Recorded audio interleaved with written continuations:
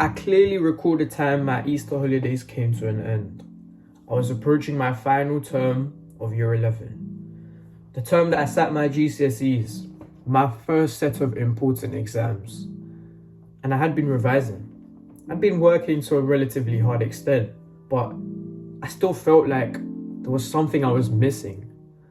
There were things that I feel like I should have been told before my GCSEs. I just didn't know what they were. Now, after being someone who has sat their GCSEs, I know the things that you need to know. The things that people expect you to know, but they don't really tell you, so you don't go through with it. What are these things? Well, I'm going to tell you today what these 5 things are. So let's get into it. The first thing that you should know before sitting your exams is your exam timetable. As we approach the exam season, just know that you need to know when your exams are. You need to know when your exams are relatively being taken so that you can help to allocate your time efficiently when deciding what subjects and what topics to revise. As you approach the exam season, know that once your exams start, your revision has not stopped. Your revision has not ended because the exam season has started. You still need to be revising, doing your practice questions, doing your exam questions, and being able to know when your exams are, specifically what time period they're in. You're able to create a new timetable. The timetable that you used previously before your exam started is not going to be helpful anymore. Your revision timetable needs to be planned in your head accordingly. So definitely take a look at your exam timetables and know when your exams are. The second thing that you need to know is that you need to wake up early. You need to wake up early on the days that you have your exams. Don't stay up late at night revising and cramming in content before your exam. It's better to wake up earlier in the morning before your exam. Let's say you have a morning session, exams start at 9 a.m. Wake up at 4 that day. I know 4 sounds crazy, but if you wake up at 4, sleep at like 9:30, that's enough time for you to wake up and lock in. You're able to do a bit of practice before your exam. You're settling your brain in. I'm sure when you start this school day, the first 2 periods are always a bit, I'm not really feeling it. I'm a bit off. I'm tired. I'm sleepy. But when you go into the 3rd period, the 4th period, you're like, yeah, I'm locked in. I'm working. So definitely wake up early and do some practice before your exam. I know people say you don't want to be revising right before your exam, but there's a difference between revising right before your exam and doing some practice to help you settle into the exam environment. Calm your nerves down. The third thing that you need to know is your exam structure.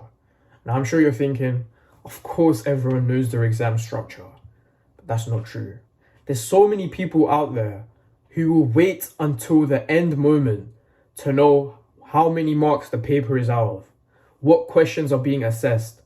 The amount of people that I knew that revised the wrong extracts, the wrong text for the different English literature papers. They'd revise inspector calls for paper 1, and that doesn't work. So definitely know your exam structure. Know what the marks consist of. Know what the questions are assessing you on. Go over past papers and definitely understand how you will be assessed, on what topics you will be assessed, and the extracts if you're doing English literature, English language. Now, the fourth thing that you need to know is after you sit your exam, don't discuss any of the questions. Don't discuss what you put for that answer, what you wrote about for this. There's no point. You're not going to go back. It's not going to change what you wrote. You need to get your bag, go home, and start preparing for the next exam. When I finished my exam, I'd walk out the exam hall, get my bag, and go home. There's no point waiting behind after the exam to discuss with your friends what the answer to this question was, because what you've written will not be changed. Move on to the next exam. Don't let you talking about exams bring you down because you're like, oh, I got that question wrong. It's just going to bring you down. Move on. Go on to the next exam. Now, the fifth thing that you need to know is this is your final stretch. This is the final corner before you're sitting your exams. you need to be putting in the work, putting in the effort, and stop procrastinating your revision. Stop procrastinating doing that past paper.